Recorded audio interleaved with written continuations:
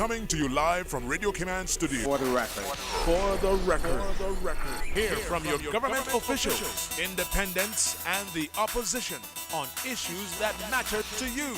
The record. Engage in an open dialogue between residents and lawmakers. For the record. The record.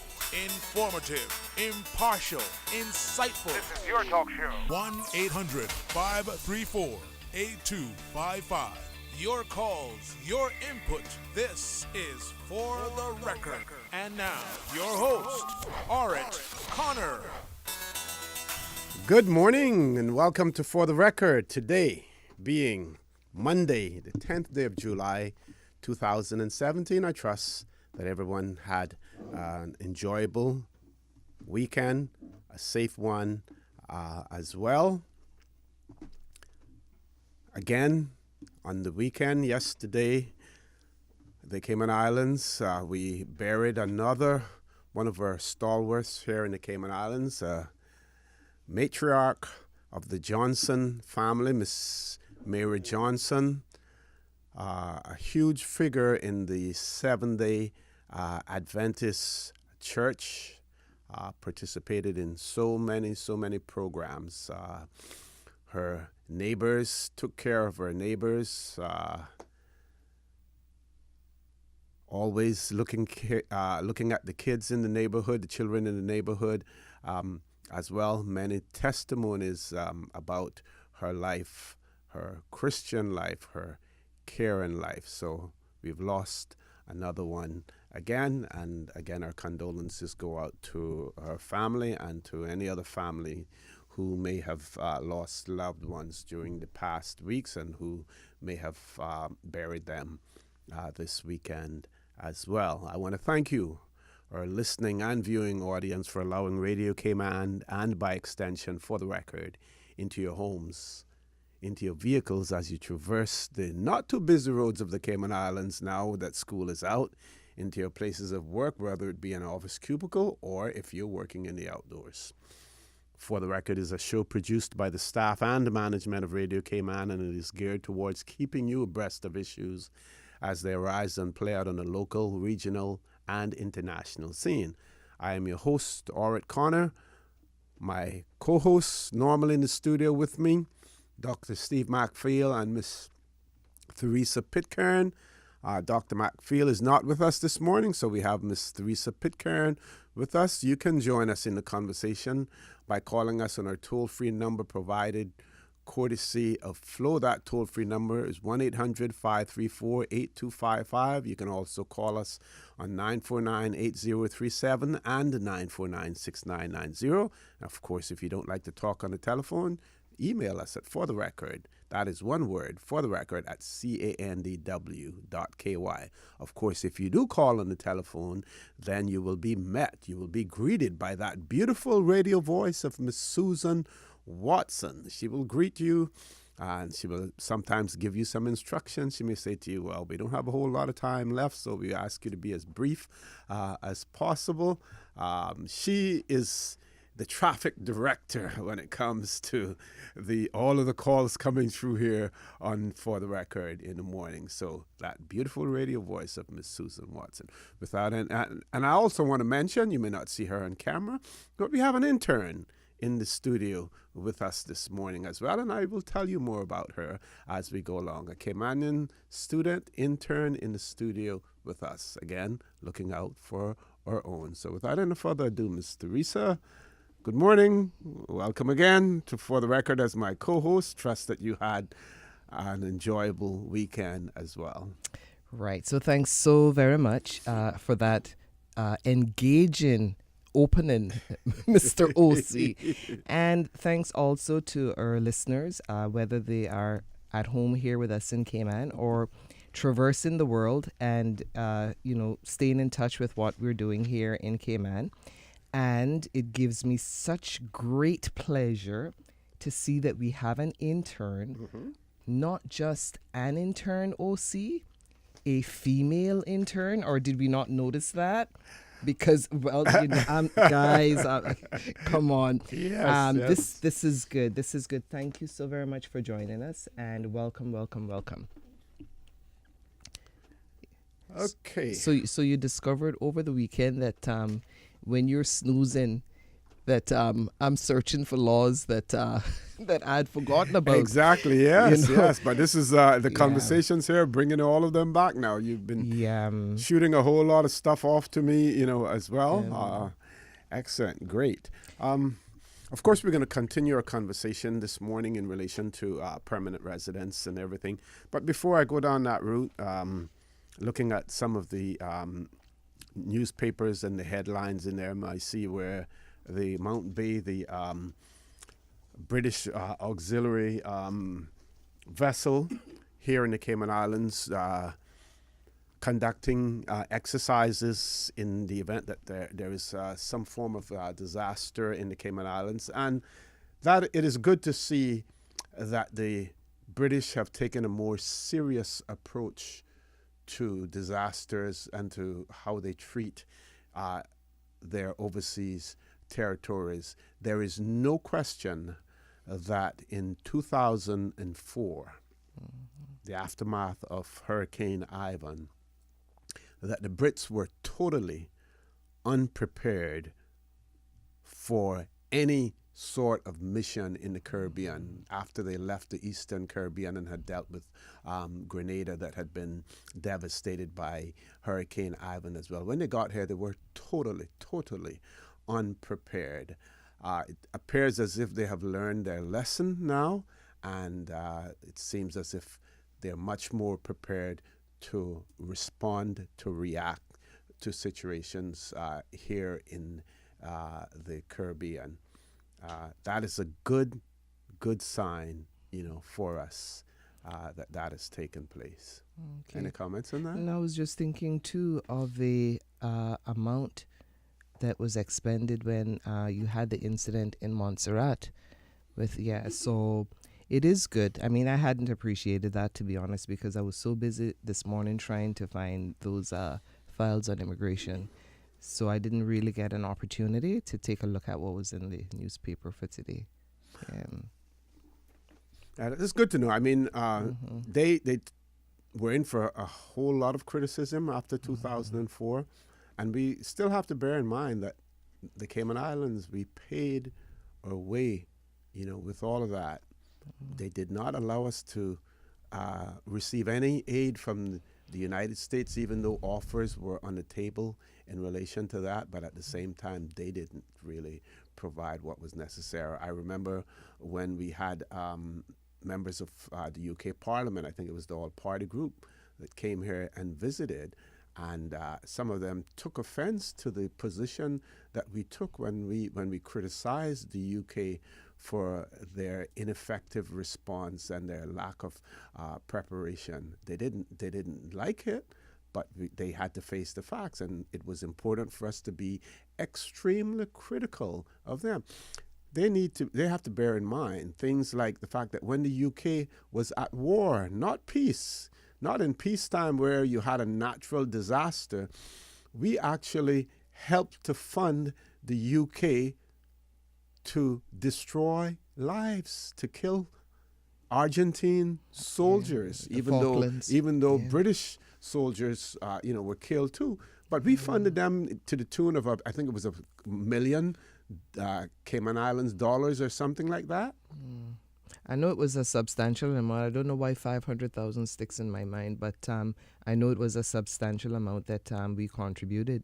Yeah. Yeah, and that was for war. Yeah. And here we are in peacetime with a natural disaster, and they were totally unprepared and did not provide any financial assistance for us. We saw it also in the mid-90s when we had the Cuban illegal migration problem. Yeah. Again, we had Tent City. We built it. We needed additional security.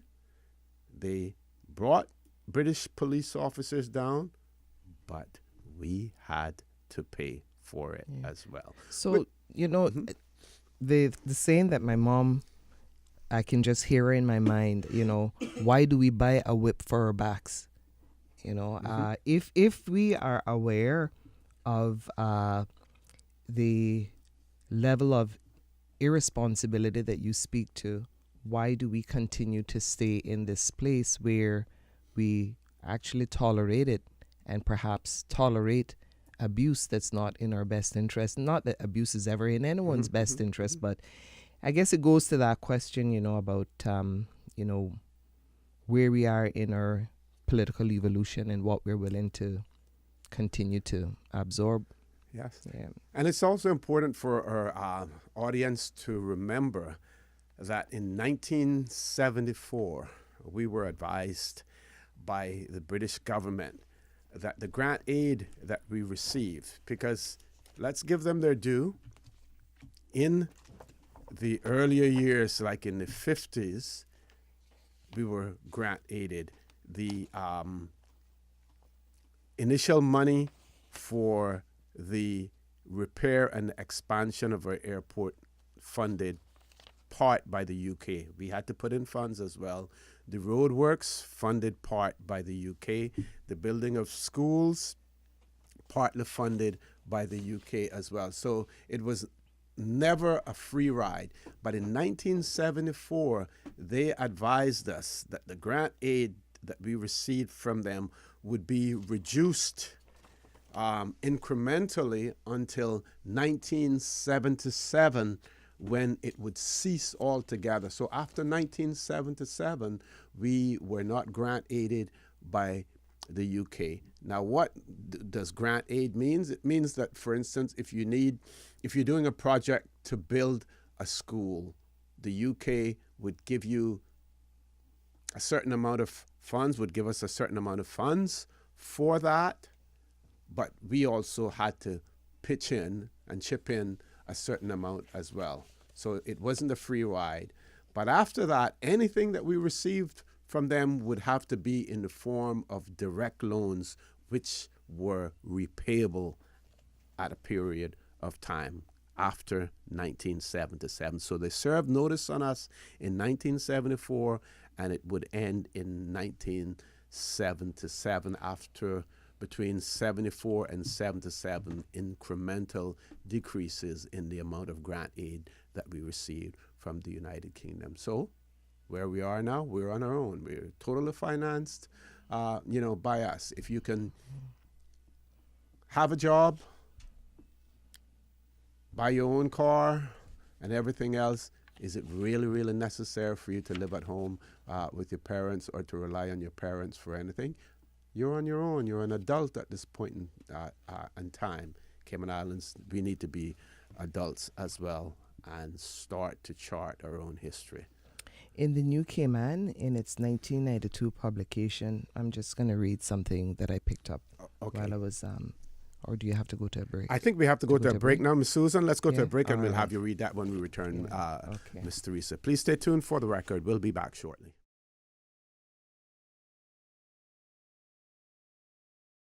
Morning. Welcome back to For the Record. We have one caller, but before we go to the phone lines, I want to we introduced earlier the intern. I want to tell you more about her. She is Miss Jaffia Augustine, and she has completed a first degree in the UK. But I'll let her tell you more about herself. And she's, I think, interning with Government Information Services, and as a result, she's here with us. Good morning, Miss Jaffia. Good morning. Tell us and your listening audience, and viewing audience about yourself. Well, I've just recently completed my first degree at Canterbury Christchurch University in Kent, in the UK. And it was a degree in English Language and Communications. Okay. And so now I have my bachelor's, and I'm graduating with honors in September. Excellent. And your plans, future plans? I've been accepted to do a master's program at Kent University in linguistics. And long term, I want to do a PhD in linguistics as well, so that I may publish a book about the Cayman dialect. So, yeah. And would you study other dialects as well? Let's say, some of the African dialects, the Bantu dialect and stuff like that, and see what the Twi, which is where Yeah, to things see like where it that. all originated. Yeah. Yeah, including the history of the language, how it came about, all the settlers and how it changed along time, all the different varieties in the districts, and etc. Okay, and of course, while you're here, you're welcome to correct us. On our, any grammatical, incorrections that we have here to do And that make sure as we well don't for have us, to correct know. you. You're the one with the degree. Yes. I'll make sure. Thank you Just very much for messing that, with you. Jaffe, and You're welcome. welcome. I'm not sure how many mornings you plan on being here, but we'll be here every morning if you want to be here Excellent. as Okay. well. Thank you. Caller, good morning. Welcome to For the Record. Oh, the caller has left us. Hopefully that caller will call back. That gives you sufficient time, Ms. Teresa, to read what you're going to read for us. Right. So in the New Caymanian, in its 1992 publication, it stated, and this is carrying on from the comments that you made. Yes. Yeah. In the past 2 decades, the Cayman Islands have opted for economic over cultural growth. The result has been an ongoing struggle to create a national identity. The Cayman Islands have reached a difficult yet interesting stage in its political development. It may be referred to as the Caymanian dilemma. There are problems inherent in colonialism that development and high standard of living have not effaced. Domination of the colonial kind is historically associated with ethnic, linguistic, racial, and cultural antagonisms that have considerable weight in the political terrain. In this context, the question of citizenship, self-governance, culture, and the impact of the new economic arrangements have come to fore yet again. Political life is thus determined by a deep-seated tension between seemingly contradictory inclinations, the preservation of social and economic gains, and at the same time, the need to have a sense of identity, a cultural community. So this is 1992, and here we are in 2017 discussing the same old, same old. So this article that has this quote goes on to say that the problem with colonialism is that it reduces local decision making, and psychological liberation is inherent in being in charge as much as possible of one's own situation. Okay. I'm going to read, this is not a government document, but it is one prepared by a person by the name of Keith Archibald Forbes in Bermuda, and talking about the 2016 government initiatives to finally give citizenship to long-term foreign residents that resulted in Bermuda protests and strikes that you talked about last week as well, Ms. Teresa. And one part of that, it says here, it says, citizenship cannot be bought, nor can it be bestowed under any circumstances other than those described above and below. Many British, United Kingdom nationals and British Overseas Territories members live and work in Bermuda. Most are welcome, but all are treated as foreigners. Britons, those from Great Britain or non-Bermudan British Overseas Territory members do not have the same freedoms here in residence and working without restrictions as they have in Great Britain, Ireland, and the rest of the European Economic Community. Britons visiting Bermuda on business or vacation, or as professional newcomers, and non-Bermudan citizenship of offshore countries cannot get Bermudan citizenship or vote or buy real estate at the same price as Bermudans unless they both marry. They cannot apply for local scholarships or grants for further education abroad, but many have as non-citizens been conscripted illegally into the Bermudan regiment or work without work permits or operate their own businesses in Bermuda or reside without an appropriate residential certificate to buy any property except the top 5% in market assessment valuation. The property, the ability to purchase property in Bermuda is a very interesting one, and we can appreciate that with the size of their landmass and the population, as well, and also to ensure that certain properties are not put outside of the reach of the ordinary Bermudan to be able to purchase. Folks, I want to remind you that you're listening to For the Record. I am your host, Dorrit Connor. My co-host in the studio with me this morning, Ms. Theresa Pitcairn. Dr. Steve Macfield is not with us this morning. He has some business to attend to. And we also have in the studio with us Ms. Jaffia Augustin, an intern with GIS. Please stay tuned. For the Record, we'll be back immediately after the news.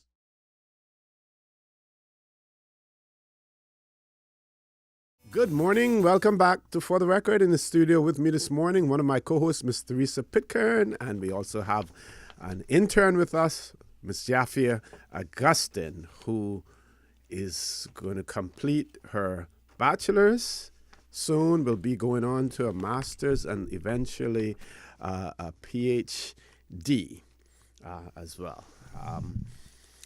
We talked about the history of immigration legislation, and I'm going to go over that very quickly with you again. Some of the immigration laws that the Brits had in place. 1905, the Immigration Restrictions British Subjects Law, the Aliens Law, the Deportation British Subjects Law, Jamaica and the Cayman Islands. That was in 1947. The Work Permit Law, Cayman Islands, 1965.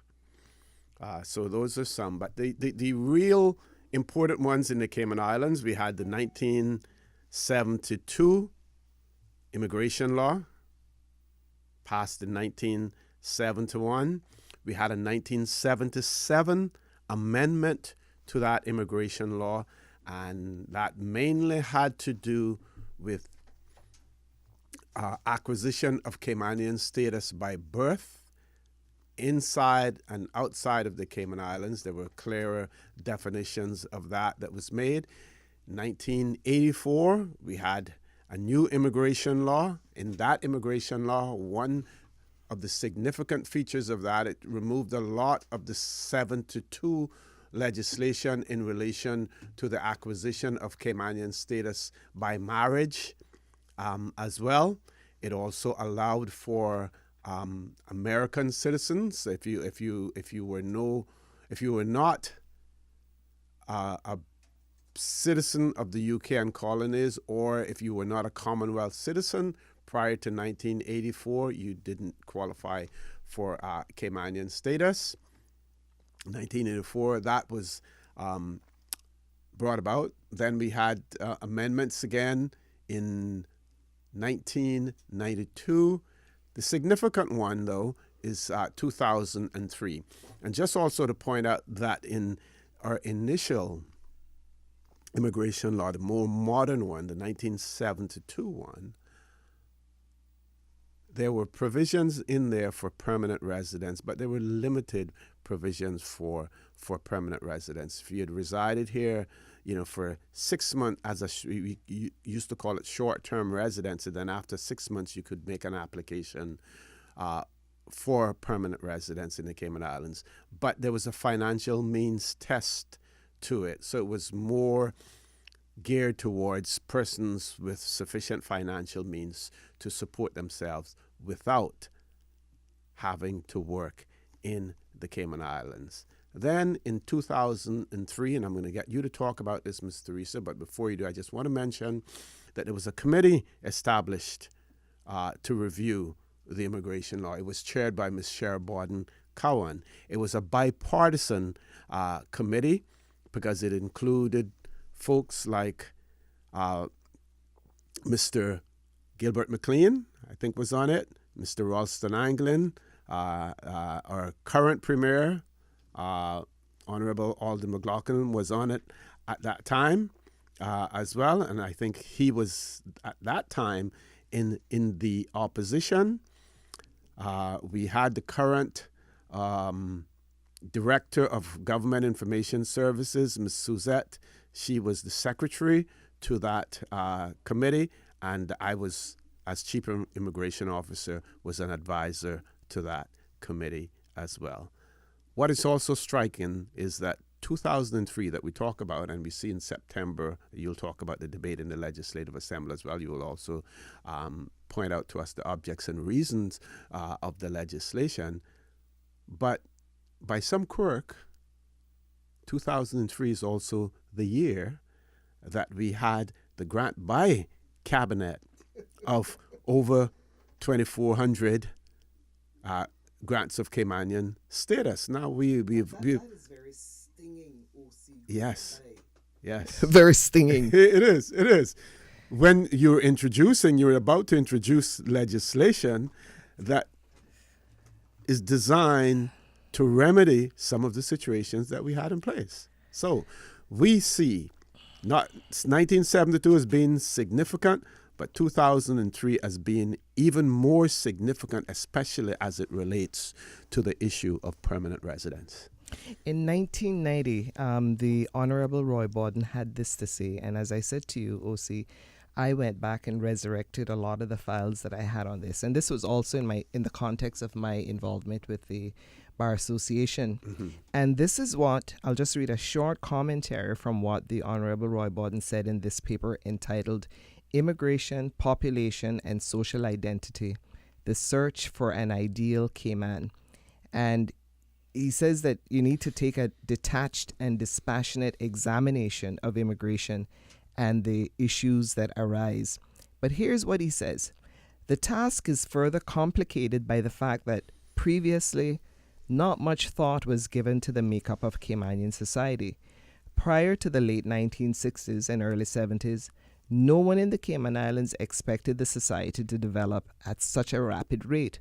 Most scholars who have studied the issue of population, economic growth, social identity in the developing world have come to accept the fact that the influence of European colonialism, ethnicity, and social identity have emerged as a result of organizing principles around social and economic life. And at the time, Roy spoke to the cultural delusion that we have here in Cayman, which actually keeps us powerless, and spoke to three models. He looked at the American model with the melting pot. He looked at the Canadian model with the multiculturalism, and then he looked at the Swedish model, which restricted citizenship for foreign nationals. Mm-hmm. Now, just traversing to what you spoke to of the 2003 legislation, there was a note that was prepared designed to explain the 2003 bill, and it's called the Immigration Bill 2003.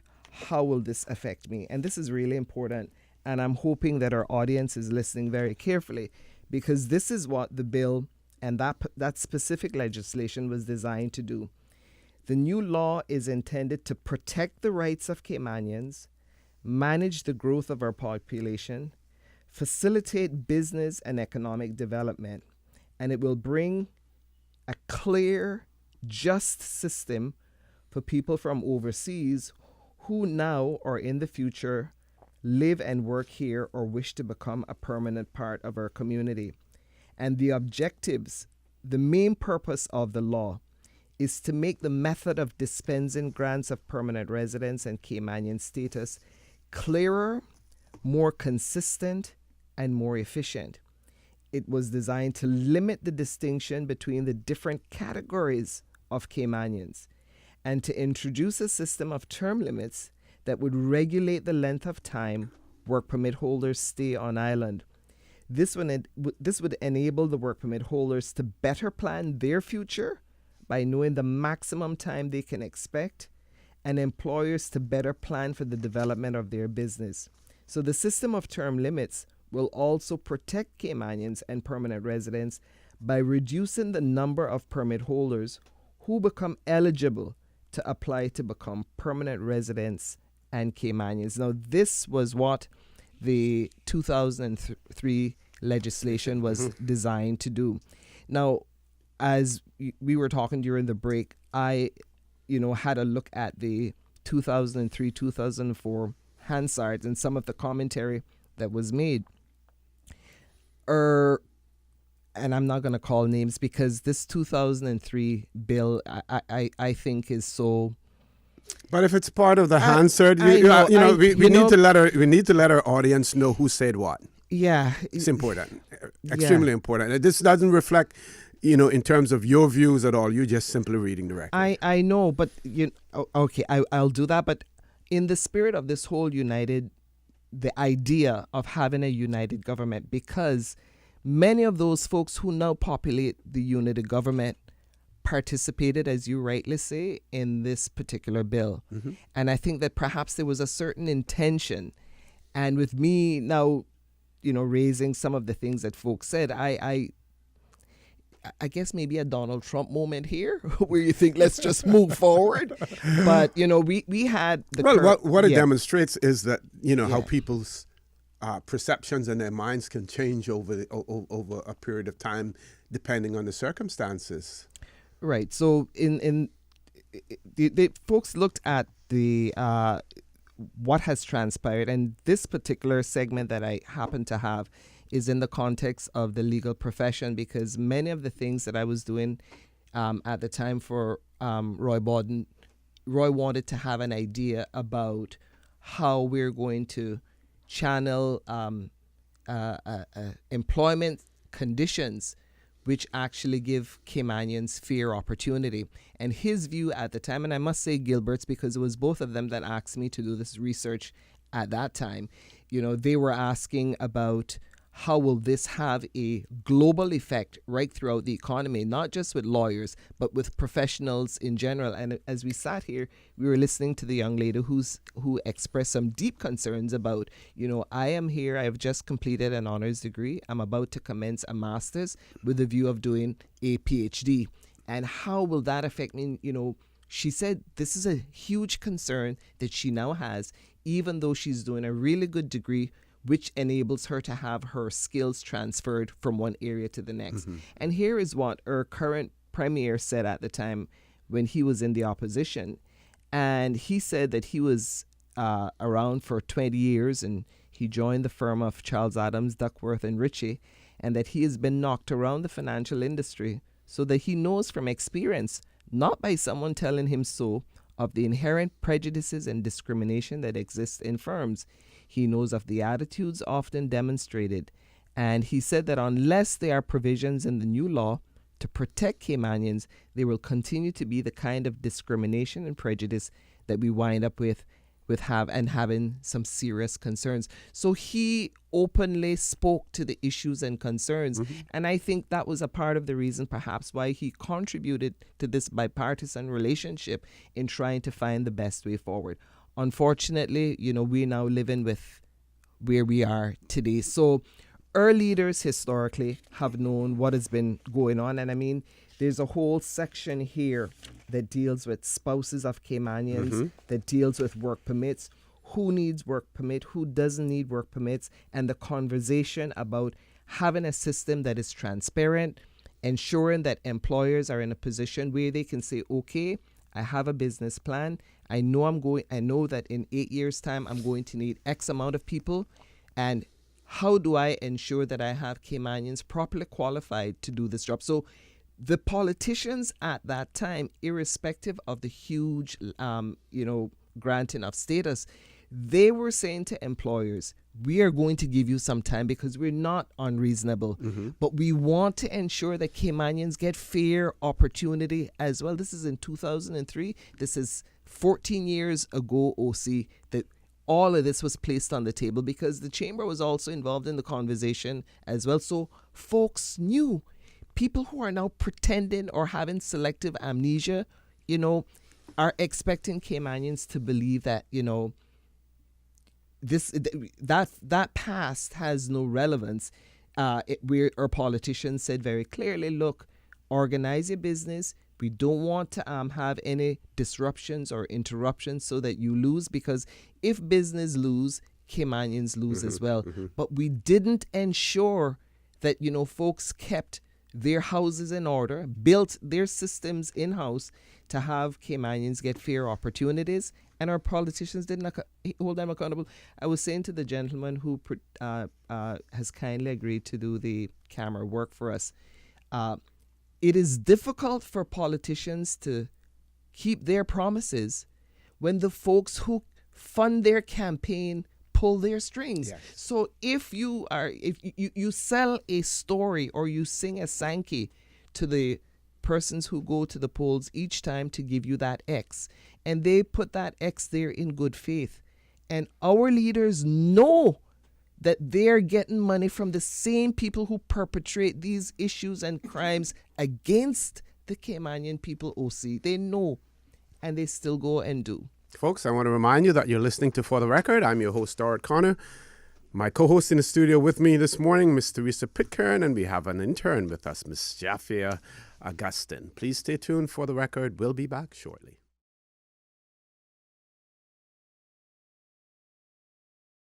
Good morning. Welcome back to For the Record. We're discussing this morning immigration laws. And specifically, we're talking about the 2003 immigration law. Ms. Teresa has spoken about it, and I want her to repeat again the object and reasons of that immigration legislation. At some point in time, I will also read to you the then Leader of Government Business, the Honorable W. McKeever Bush's comments, some of his comments when introducing the bill. But before we do that, we have one caller. So let's go to the phone lines. Caller, good morning. Welcome to For the Record. Morning, OC. How are you? Fine. Morning. Not too bad. And yourself? Pretty good. And good morning to Miss Teresa. Morning, how are you? Not too bad. Good. Yes, Miss Teresa, you guys provide a very good program, I think when you're all together, I appreciate listening to you all, Mm-hmm. Thank you. And but listening to you this morning and recall what you said. I think it was Wednesday that some of the promises that politicians make to the voters when they're campaigning and when they get in, it's a different story. It's all forgotten about. And your comment, as I recall it, you said something of the sort like, you don't blame the politicians if they can get away with it. I don't know if you recall you saying that, but that's what I heard you say. Yeah, and shall I make it contextual as well? No. Yeah. I just like to. Yeah. I was about to say. Having said that, how it would seem to me, as sometimes Mr. Mark Bean says, that you seem like as if you ready to condone something that they do, otherwise from the promises that they make, or not going through with the promises that they make. Like as far as you can't blame the politicians. When you say you can't blame the politicians, I want to find out really What I mean. What you meant by that. Right. So what I was saying was that if you have a community, right, that appears to be unwilling to hold folks accountable for what they do, for their bad behavior, right? If you don't take a more okay, all right, good. Apologies for that. We're just fixing the mic. If you don't take a more proactive position where you hold your employer, you as employer hold your employee accountable, you meaning a subjective you, not me personally or you, the community, a subjective you can't blame those other persons who come in and take advantage because you give them permission to be abusive. You as in us as community, we give our leaders the opportunity and literally permission to be abusive to us because we don't hold them accountable. You see what I'm saying? But I want to differ from that, because if you can't blame the politicians, who it is that you can blame? Take for instance, I blame us for not being proactive. They agreed. they agreed, or they put forward to have this rich report. Now, they paid, according to the Mile Road or what I read in the papers, that they paid $300,000 for that report. And the people that paid for that were the Caymanian people. Now, if $300,000 can leave the purse of the Caymanian people, and you can't hold anyone accountable by not blaming them, then who else can you blame? Yeah, but you're not hearing what I'm saying, because that's I'm not. hearing what you're saying, but then when those type of things happen, who do you blame? I blame us because it's our money, and we, by taking the position either of being silent or not having the courage to hold people accountable. One way that people hold people accountable and you get results is by standing up in mass and saying, hey, look, this is my money. This is what I paid for. Why can't I get the results and what actually arises from the money that I pay? Caymanians as a group, we tend to sit back and say nothing, or we hold it inside. Now, maybe the terminology I used may have evoked what you said, because I am not giving the when I said what I did, exactly, I wasn't condoning the behavior. The question is, how, when we don't hold the politicians accountable, do we expect them to behave differently when they continue to behave as they do ad nauseum, ignoring us, the people who elect them? They think it's okay to do it. Okay, caller, we're going to ask you to leave us there because we have some other callers as well. Take it easy. Keep up the work. Thanks very much for that call. Right, yeah. Next caller, good morning. Welcome to For the Record. Good morning. Good morning. Hi, morning. Morning. And good morning to the young lady there. Congratulations. Miss Teresa, you have a mugful there, and I agree with you 110%. But what I call for this morning, OC, can you tell me how many people we have on work permits here? It's almost about 25,000-ish. Usually hours around 26,000, yeah. Okay. Okay. Now, one of my jobs takes me into a lot of side roads, okay? And I was so appalled yesterday when I went to do a drop-off. We got people here renting their homes or apartments to these work permit holders. And if you see the condition that they are living in these rental places, and the owners are collecting $600 and $750 and $800 per month and doing no maintenance to their properties.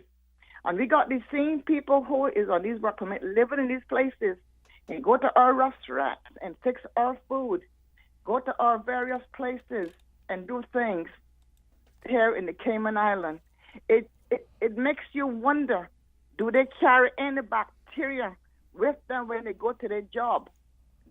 I'm not discriminating anyone. Don't get me wrong, please. Mm-hmm. My daughter had a lunch this week down here and was to the emergency room twice where she ate from a restaurant, curry goat. I almost lost my daughter this week here, the midweek. Sorry to hear that. Twice at emergency because of the curry goat she ate from a local restaurant here in the Cayman Islands. And what I'm saying is I just put that in there. But what I'm getting back at is to see how we got so many people here on work permit, and nobody is going to see what condition these people are living in and paying this kind of rent. You want to tell me they can't do better where they come from to come here and live in a slum and pay $700-800 a month and go and work in our places and spread sometimes disease, germs, whatever the case may be. What I'm trying to say is, do we have any house protection law here in the Cayman Islands? There's 2 homes right here in Newlands, no electricity and no water. One piece of plywood is a door to enter in and out, and people are living in these conditions. Do we have someone here that can go out here and investigate these places? When you come out of your door, all you can smell is ganja smoke, stifling you. I don't drink and I don't smoke cigarette or ganja.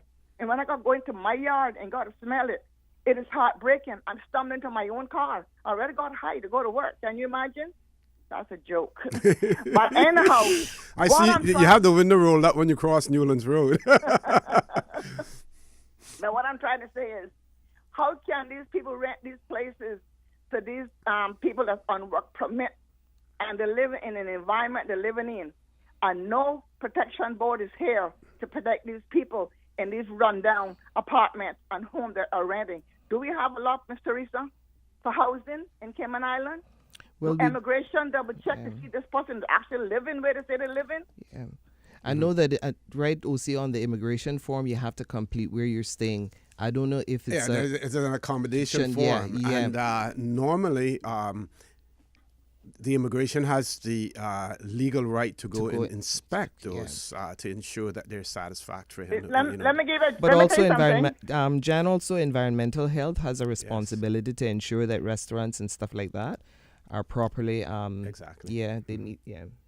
Let me tell you what happened. When I took the gentleman. Very quickly now, we have other callers here. When I took this guy into this apartment yesterday, he wanted me to take him to his door. And you know what was between the two sets of apartments? It's 20-odd apartments sitting there. It was a cesspool in between. He wanted me to take him to the closest point to his door. And I'm like, sweetheart, I would love to, but I can't. I have to drive over a cesspool. You're not going to work that out. My car take you to your door. Mm-hmm. But what I'm trying to say is we need some protection out here for these people who are trying to 500 people on work permits and living in the slums here in the Cayman Island. And we are a tourist attraction island. I don't think so. Guys, thank you and have a great day. Thank you very much, caller. That's a very good point. And bear in mind, not only are work permit holders living in some of those, abhorrent conditions, Caymanians, as well. I heard a story the other day of a family who obtains support, gets financial support from the needs assessment unit or from Children and Family Services. And the caseworker went to the location where the client was proposing to stay, and they refused to approve a rental for that unit for their client simply because of the poor condition that the unit was in. So at least some people are taking their job seriously. Some people are doing what is necessary. Again, staffing issues with the immigration department in terms of their ability to go out there and inspect. They have to rely sometimes on information coming in from people to be able to do that. We do not know how much public health does in policing these situations, as well. I remember in my days at immigration when we went out on, we used to call them raids then, want to call it something else, on investigations. Some of the conditions that you saw people living under was unbelievable, where they're actually literally taking quote-unquote showers outside, really, really ridiculous. Let's go to the next caller. Caller, good morning. Welcome to For the Record. Good morning, OC. Morning. How are you doing? All right, good morning to you guys. Morning. We had a good conversation on Friday evening. You hear that laugh? I thought you slept through some of it. I was just faking to see if you were going to say anything about me while you thought I was sleeping. I can't stop appreciating and thanking you all for this show. I recommended the powers to be to put it on for at least another half hour because time is short. Yep. And bring up my pet subject again, not Hudston's, his income tax. Mine is the Constitution. I think that we should at least talk about the advancement and how it affects us and what it do for us. And let's talk about it.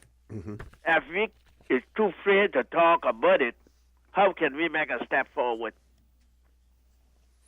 I agree, and what we may also want to look at. Bermuda did it, and they before they had their vote in 1995.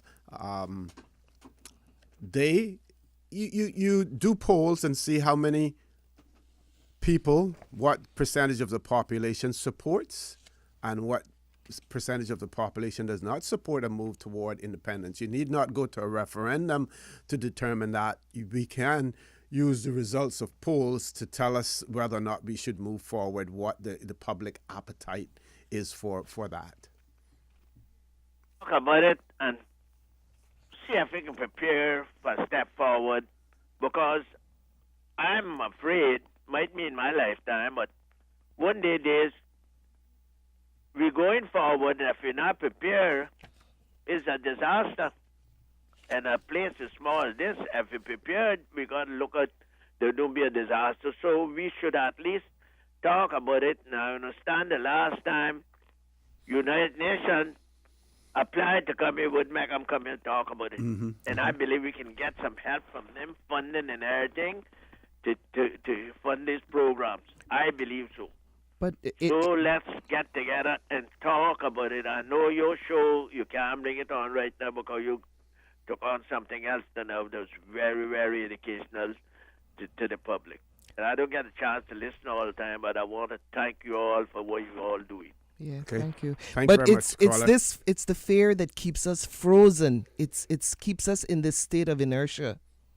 Yeah, I agree with that. We're going to take a commercial break. When we come back, we'll get you to add a little bit more to that, Ms. Teresa. Please stay tuned for the record. We'll be back shortly.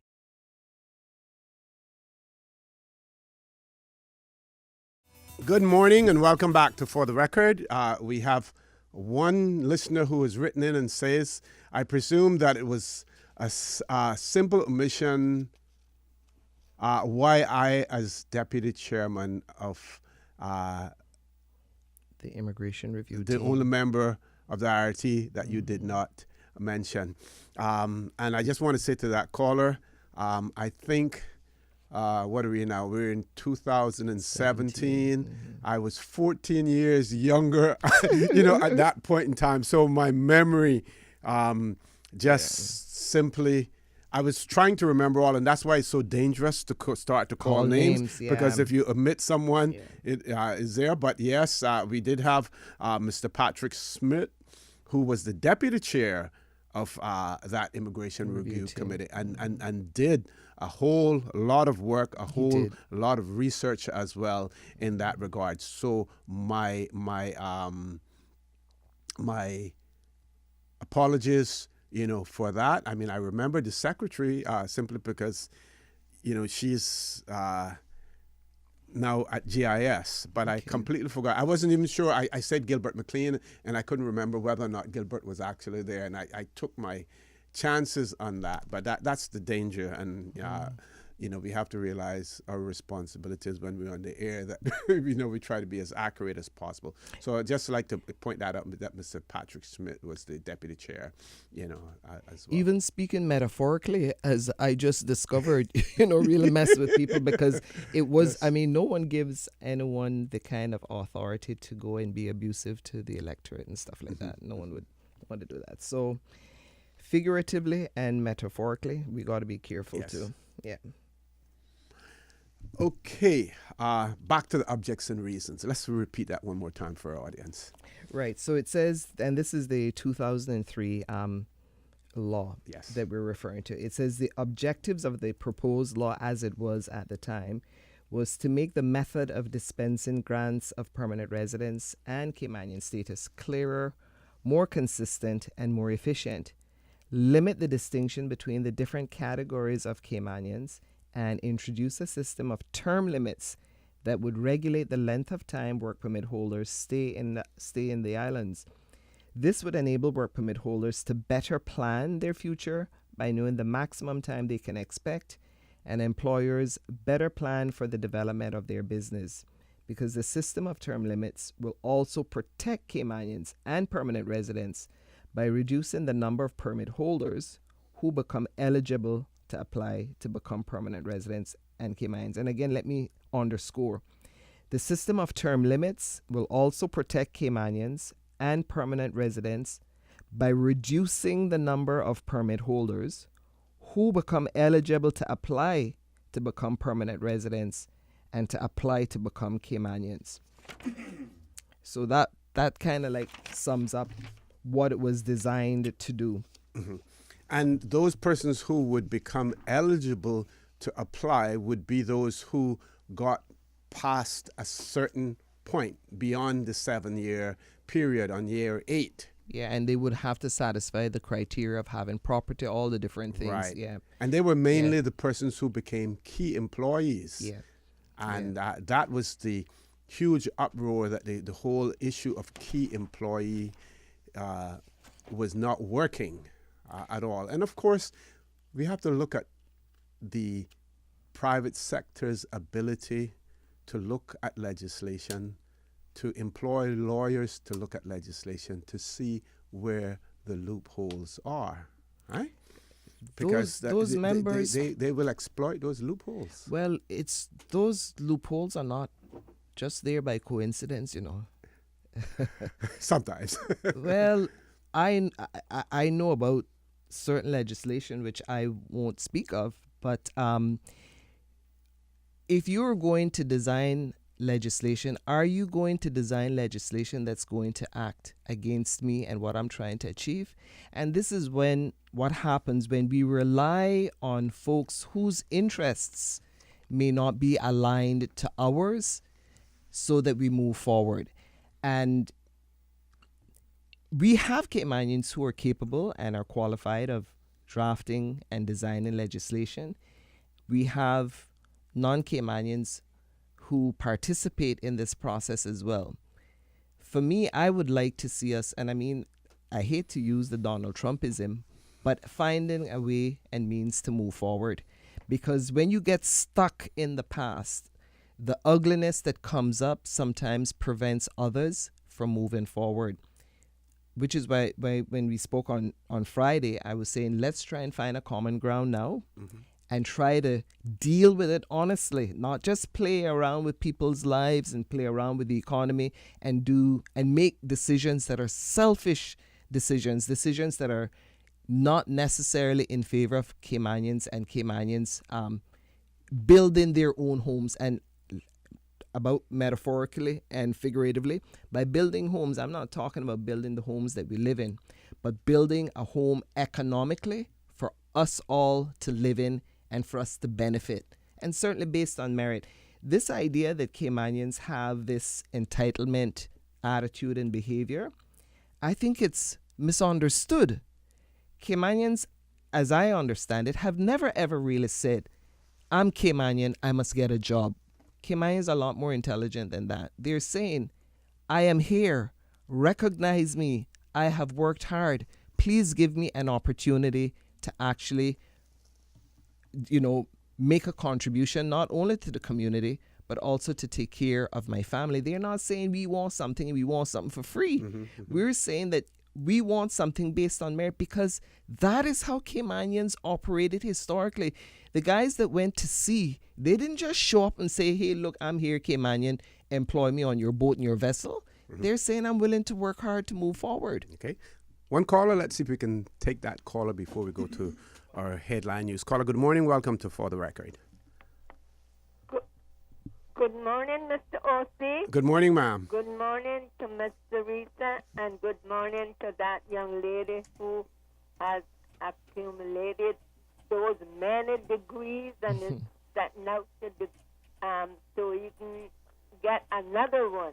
I congratulate you, young lady. I might mispronounce your name. So Thank you too, Miss Georgette. By the way, she's an icon, this lady that's calling in. Hello?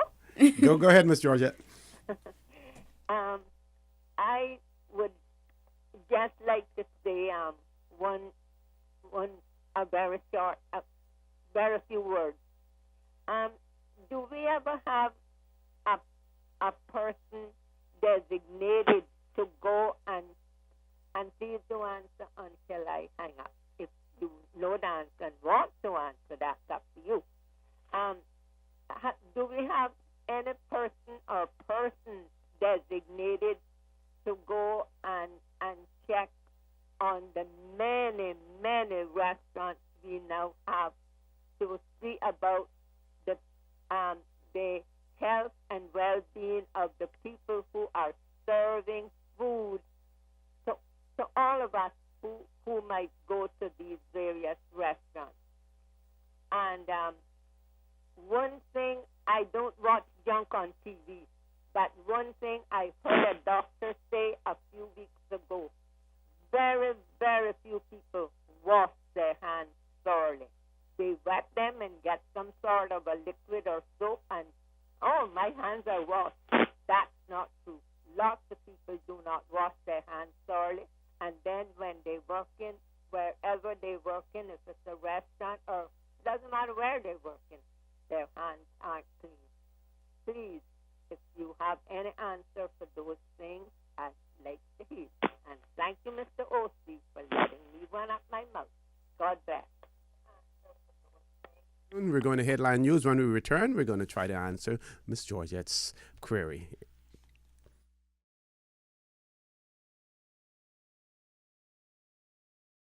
Good morning. Welcome back to For the Record. One caller online. Let's go to the phone lines. Caller, good morning. Welcome to For the Record. Good morning, Mr. O.C. Good morning, Teresa. Morning. Good morning, ma'am. Good morning to our young lady there. Congratulations. Don't let anyone discourage you. You keep climbing. Yes, ma'am. Thank you, O.C., and whoever sent something into you to mention Patrick's name. Yeah, that was simple an oversight on my part. I should not have started to name names if I didn't remember everyone, and I didn't have a list of the committee members in front of me. Yeah, I understand that. No, it's not your fault. But Teresa mentioned something that some people do get amnesia. Not you. I'm talking about. Not you. You both of you are very informative, and I really like the subjects. But far as Patrick concerned, the Caymanians have gotten employers, especially amnesia. But I want to get off of that subject and speak quickly of what Miss Georgette said and Miss Thompson a while back, of living conditions that some of the work permit holders is living in, that Caymanian rents out, and I don't think it's any checks done on them, on the living conditions, and definitely no checks are done in restaurants and the conditions of their restrooms. If some people use their restrooms, I'm telling you, they would not go back to some of these restaurants. They would not go back because it's unsanitary, it is nasty, it's not only bad conditions, but like Miss Teresa said before, these things aren't talked about by Caymanians. I don't know why we don't talk about it. So the people that own these restaurants and the managers of these restaurants ain't going to do any better because they think, okay, they're satisfied. What about the tourists? Somebody's going to wake up by a lawsuit from some of these tourists, especially the Americans. They don't joke around when it comes to that sort of thing. It's deplorable, some of these restaurants that need to be inspected, and shame on the departments and the people that are paid to do so, while people that are educated can't even find jobs. And as a mother, you all would know who I am speaking about, and many more educated, some of my educated friend children can't find jobs. In our own island, Caymanians, shame, shame. How do that let other people see that we can't even get jobs in our own island and they can come in and just sweep them up? In fact, they have to have the work permit before they even get here. But yet, we're talking about open talk and transparency and the whole works. Where is it? Where is it? I wonder which government is going to pay attention to the Caymanians that have been told you're overqualified, you're over this, and you're over that, and on and on and on. The list goes on. But thank you all, and young lady, don't let this discourage you. Let you be even more determined to do what you have to do and get as much education, because you never stop educating yourself. Go right on. Thank you all, and you all have a good weekend. I'm sorry if I sound like I'm mad. I'm not mad at anyone. I'm just mad at the system. Okay. Thank you very much. Thank you very much, caller. You have a good week also. Let's... Okay, before Ms. Georgette's question, we would hope that the checks that are done by public... I think it's environmental health department that does that they're not done simply when it is time to renew a license, but that there are periodic checks and randomly on these, as well. and random, as well, unannounced checks on these locations also. I'm going to ask the rhetorical question: why is it that work permit holders want permanent residence? Why do they apply for permanent residence?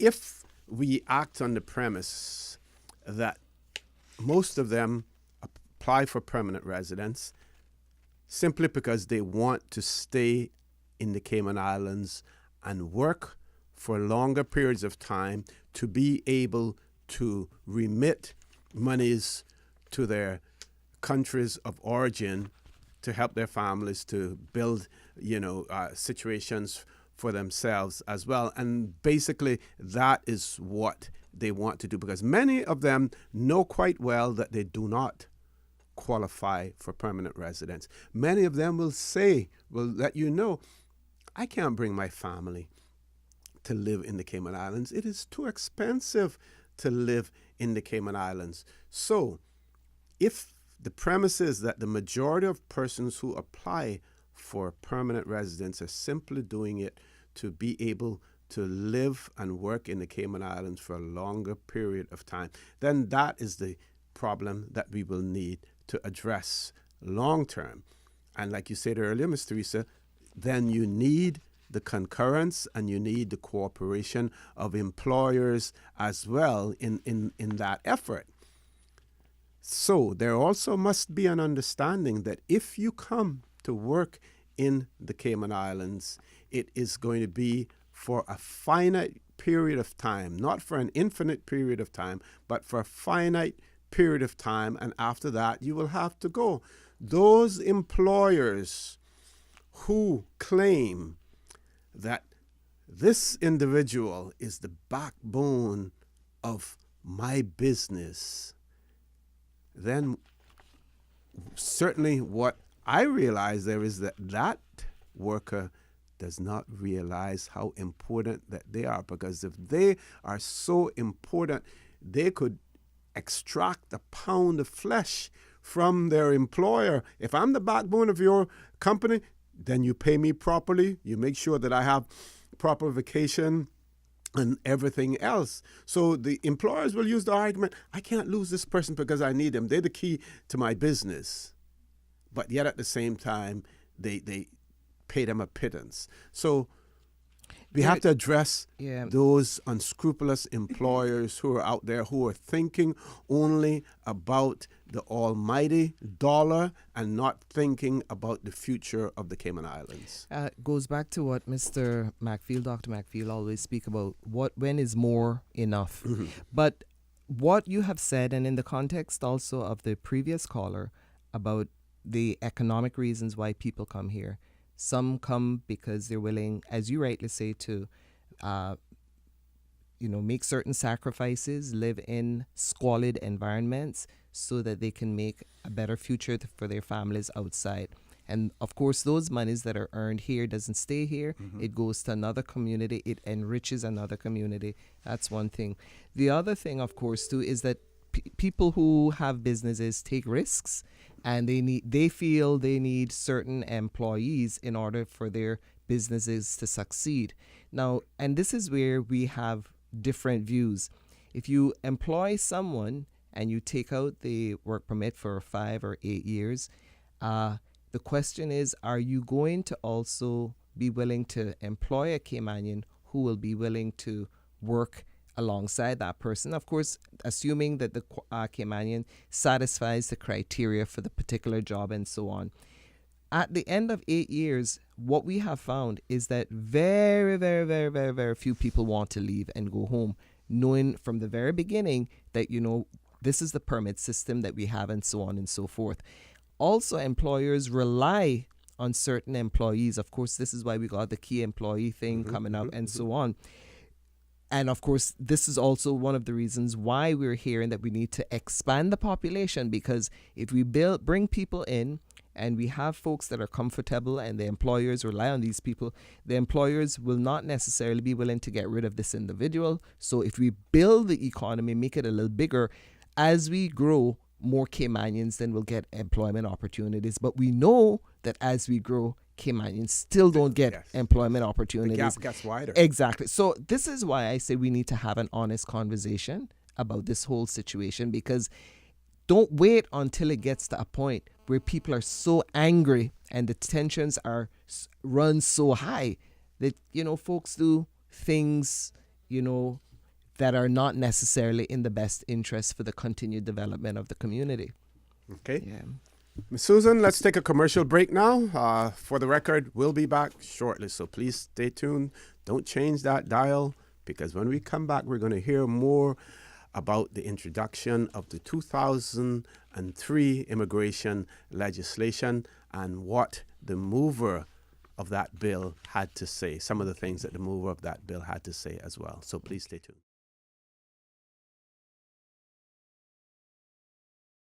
Good morning and welcome back to For the Record. Before I read from the Hansards of the 2003 debate on our immigration legislation, one of our listeners has written in and says, OC, it was $1 million given to the Falkland War. Said, so it wasn't 500,000, it was $1 million. I think it was initially spearheaded by the late Foster. Mr. Burt Watler. Oh, I thought it was at Mr. Foster. The Legislative Assembly. I think, Yeah? I Okay. believe so. It says, on the contrary, the key employee was working, which stopped every Tom, Dick, and Harry from getting Caymanian status, permanent residence, etc. That is why it was removed, so that that could happen like it is happening now. So they removed the key employee status, and as a result of that, one of the safeguards that was in place was no longer there. Now, the Honorable W. McKeever Bush, then leader of government business, part of his introduction to the 2003 immigration bill, he speaks and says, he says, this very important piece of legislation comes at a time when the issue of immigration has become a major area of focus and a source of some concern in developing countries, as well as in those developed countries in Europe, North America, and Australia. Elections in Europe are often fought with the candidates' stand on the issue of immigration taking center stage. Assassinations have taken place and incumbent governments have been ousted. Concerns over losing control of our borders are being expressed by even the most liberal of politicians. The issue of immigration is an emotive one, Mr. Speaker. It is not an easy subject or one for which there are easy answers.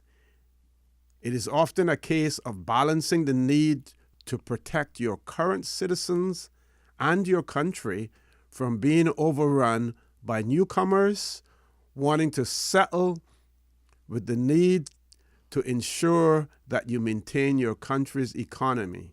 In many countries, the indigenous population is not growing fast enough to fulfill the country's labor needs. That, sir, is true of our islands.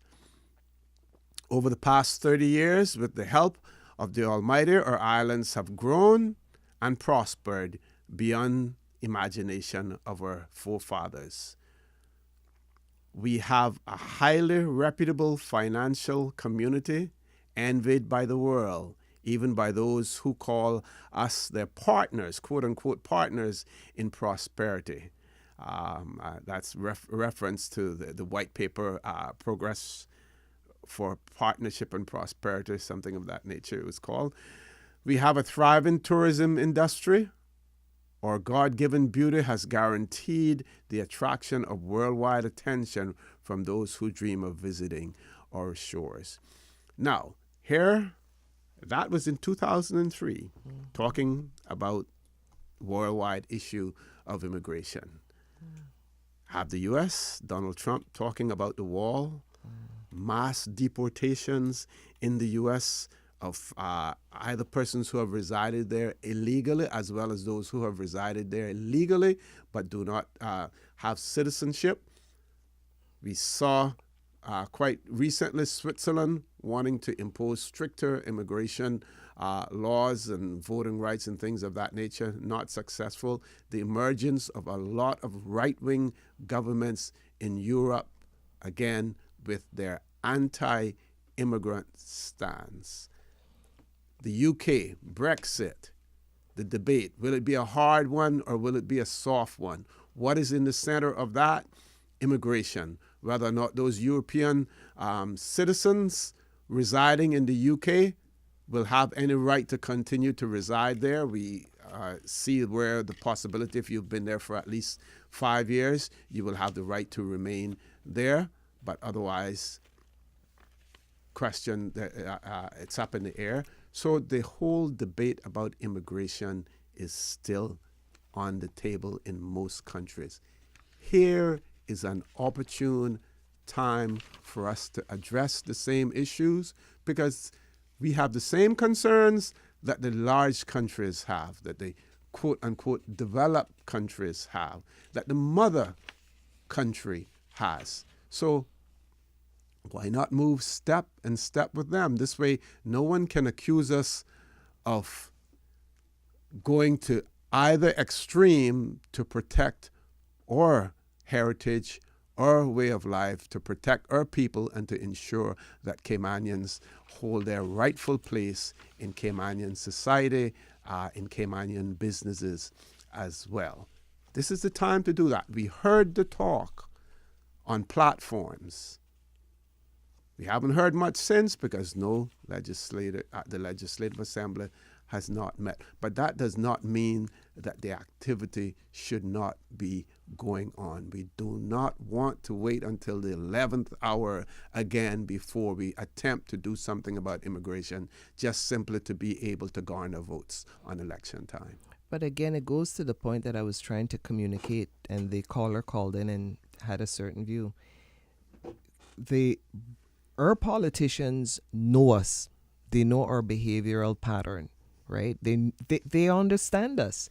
So it depends on what our expectations are, OC. What our expectations of ourselves, our expectations from the politicians, and how serious we are. If we continue as a community that sits back and remain quiet and hold it all inside, OC, we're going to get more of the same. You know, we're not going to get any move forward to a place where we have sensible conversations about how the economy shall evolve. We have always placed the economy at the forefront of the decision making that we have about the community, on the basis that I believe Caymanians would benefit in some way. And I think if we were honest and reasonable, Caymanians overall and in general have benefited. But we're now at that place where we have to give, some more thinking about the importance and value of social stability. Because if we continue to get that horribly wrong, OC, we're going to find ourselves in that position where People will have homes that are filled with gates, or windows will have the bars. We are afraid to go out and take a jog at night. We talk about this tourism industry, this service industry that we hold sacred. That will be all for naught if we don't take social stability seriously. At least that's my view. I agree with you. Now, let's focus in on the whole idea of permanent residence. We pointed out that in 1972, permanent residence, you're here for 6 months as a short-term residence. After that period, you could apply. That was extended, and then you had to wait a year before you could apply. But the whole idea of permanent residence was geared towards those persons who were financially able to reside in the Cayman Islands without having to work, and had the financial wherewithal to do that. We need to get back to the position where we continue to have that provision in our immigration law to be able to attract investors who want to come here and live and not necessarily work, to have the rich and famous come, buy condos, buy homes, and reside with us. What we do not need to have at this point in time is permanent residence that will lead to naturalization as a British Overseas Territory citizen, and then will lead on to the granting of Caymanian status. We need to remove that from our legislation. We have calls. Ms. Susan, one caller. Let's go to the phone lines. Caller, good morning. Welcome to For the Record. Good morning, O.C., and good morning, Mr. Teresa. Good morning, sir. I guess Dr. Steve's not here today. No, he isn't. Okay. Anyway, good subject, this thing with immigration. And one of the things that from way back when, I would talk when I heard about this status granting, and you all know as well as I do that there were people got status that was set foot in Cayman during that free-for-all that they had there. And then on top of that, they had this thing where you could bring in your siblings and all this kind of thing. And I don't know how well that was done, but we have a tendency to not plan ahead when we make these laws or make these changes in our laws. And so we wind up with the fiasco afterward. I mean, I know people personally that were living in Canada that had people working here in the police force or something that got status and never set foot in Cayman ever in their life, but they got status. I know people that bring in children that is not their children, but because we have such a lax thing about it, because a lot of the times it's people that are known by some of the authorities that know them well. We have people coming in here with all kinds of fake, police reports and stuff, because we don't take the time to check it personally to make sure that these things, are up and up, on the up and up. And I'll give you a good example of that. When Saeed, who's now, been convicted of that thing with the thing, had he been checked out prior to that, it would have been found that he was not who he said he was. But these are the things that happen to us because we know people in government or friends in government or friends in high places in China. And they come in here and they get cozy with them. And so these Caymanians, these poor Caymanians I call them, are so eager to prove that they have the authority to do whatever they might wish to do, this person might wish to do, that they go about it, and then all of a sudden, these things happen. We had back in the year, in early late 1900s or early 2000, when this company out of I think it was from Canada that came in and that built started because the construction industry was so busy that they brought in this company to do a condominium on Westway Road. That was supposed to be a one-off, and then they were supposed to leave. But then some bright Caymanian decided that they saw an opportunity. They was going to hook up with them, and they brought these people. Now, these people are gone already. I think the company gone. These are the things that destroy Caymanian, and I had spoken about it to the authorities. You've got to be careful. Take your time. This growth has to be sustainable because we have done something here that we want to build. Because they're coming to build a 10-story building, they're going to do this, do that. But we don't stop and think that when you have that kind of growth, you're bound to bring in workers because you don't have the workers to do these jobs. And so I'm saying to government, no, please, whatever you do, take your time, look after it, because this thing with that mass immigration thing was a fiasco. Okay. And I hope that the good Lord will bless us and help us to make sure not to repeat these kinds of things. Because think of Caymanians first. Okay. That's the main thing. Caller, we're going to ask you to leave us there. We're going to ask you to leave us there. We have to go at this point in time. I want to be able to accommodate those persons who take the opportunity to send comments online as well. And one listener says, "Good morning, Mr. Connor, and your guests. What is happening here in Cayman is that 50% of work permit employees are not employed with the persons who take out the permit. The work permit holder pays for the permit, pays insurance, and also pays their employer $100 or $200 every week. Immigration is doing a poor job of keeping things in line." I agree that many of the persons who hold work permits are not working for their employers. Many times you hear, you hear people out there looking a roast. They're looking a roast. That means they're looking a day's work here or there because their employer has no work for them. There are many work permit holders out there who are actively involved in the numbers game, and you can go in places like Rock Hole and some of the corners there and by some of the grocery stores and stuff like that, and you find them there selling numbers, and they're on work permits as well.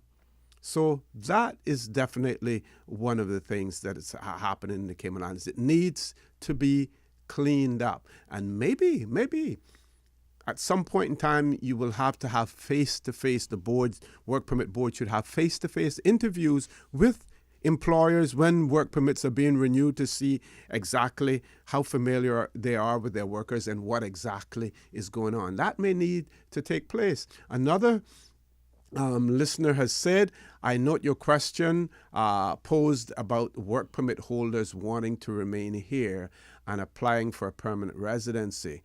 Do you also think that their employers also want them to have PR so they, the employer, will not have to pay the work permit fees?"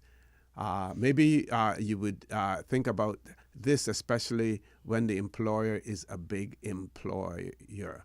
I would say that in the instances where the employer is a big employer, they will assume the responsibility for paying for the work permit every year. It is the small employer who will not want to pay it and want the employer to pay it. But my argument is that most employers don't necessarily want the person to have permanent residence, because what happens, here's one of the scenarios. I get permanent residence, so I'm here permanently. I'm going to find a Caymanian now to front for me. We're going to take out a work permit. We're going to take out a trade and business license, and then me, if I'm a sheetrock installer or whatever, I'm going to go and work for that company because my permanent residence now, it has a specific employment, a specific occupation that I am to work in, but it doesn't tie me to any particular employer. So the employer doesn't really have a whole lot to gain from this. And then, of course, when the person gets permanent residence and eventually gets status, that's even worse because they're no longer going to go and work for their employer. I can now open a business on my own. I don't even need a Caymanian to front for me anymore. Yeah. So that's the dilemma that we find ourselves in, and those are the loopholes that we need. That's right. And I mean, and this again goes back to, a comment that I made. People come here and they see the opportunities and they don't want to leave. I mean, many people, if not all, with the exception of the very, very, very wealthy, come here because of the opportunity to become better economically, to take care of their families. And the previous caller actually spoke to the Caymanian naivety in a sense, in that we're a decent people. We used to be a people that was very embracing. We're always empathetic to others and their situation. And that has been abused over the years. And we now find ourselves in this situation where people from a different environment with a different cultural makeup come here. They see ways in which that they can exploit opportunities. And because we don't have a rigorous system that actually, goes out to hold people accountable, we allow things like this to happen. So I don't blame, I don't envy any government that we have now, because the job that they have in their hands, it's complicated. And they're going to need as much support as they can to try and address many of these, especially the work permit and permanent residence situation. I agree. Ms. Theresa, I want to thank you again for co-hosting with me this morning. We trust that our intern, has... as a matter of fact, we'll get her to critique us at some point in time, as well. Yeah. But we trust that she's enjoyed her sojourn here with us this morning as well. I want to thank you, our listening and viewing audience, for allowing Radio Cayman, and by extension For the Record, into your homes, into your vehicles as you traverse the not-so-busy roads of the Cayman Islands now that school is out. As you listen to us from your places of work, whether it be an office cubicle or if you're working in the outdoors as well. I also want to remind you that we are our brothers and our sisters' keepers. There is always someone out there who's less fortunate than we are, and I ask you to extend a helping hand to them. If you can't do that, then I suggest you donate to a worthy charity, because we always want to consider those who need, not necessarily those who want. I say to you, have a great day. Continue to support your radio station, Radio Cayman. Join Sterling Ebanks at 12 noon for Talk Today. Tomorrow morning at 7:30, I will be on the Business Buzz as well. So want you to tune in there also and give me some support. That will be a new role for a couple of days that I will have. And, I need all the support that I can get on the Business Buzz. Before we run, there was someone that sent me a note that go ahead. Mr. Al-Saku and Mr. Tony Eden, they're actually having a meeting on this Wednesday at 7 at the town hall. It says we're having a town hall meeting at Savannah Primary this Wednesday at 7 o'clock. It's a joint meeting, and it's a joint meeting with the police. So focus will be also on crime and crime prevention and other constituency topics. I've been asked to raise that. Okay, and we'll remember to raise it again on Wednesday for the benefit of those persons living in the area. Folks, have a great day, and as usual, we ask the good Lord to bless these three wonderful, beautiful Cayman Islands. Informative, impartial, insightful. This is your talk show. 1-800-534-8255. Your calls, your input. This is For the Record.